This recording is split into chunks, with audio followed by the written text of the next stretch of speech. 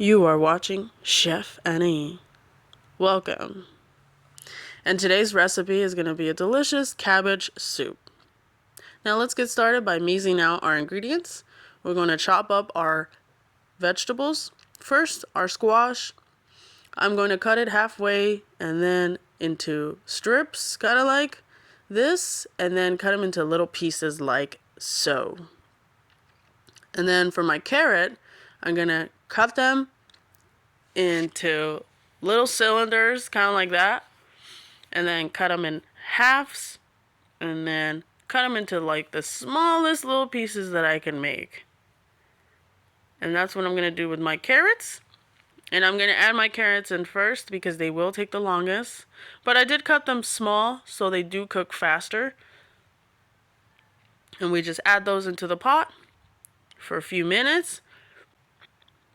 Once it's boiling a little bit, we add our squash. And we allow them to cook a little bit more. And the way I prepped the cabbage is I cored it. I took the stem out.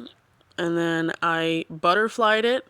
I cut it into sections, but I left the integrity of the shape still and whole and intact. So that's how I wanted to eat it. You can go ahead and do it however you like. I like it like this because it doesn't overcook and it doesn't become mushy this way if you just add the whole thing in like that. So I'm going to keep it whole. We allow our squash and carrots to come to a boil. We're going to add our cabbage in.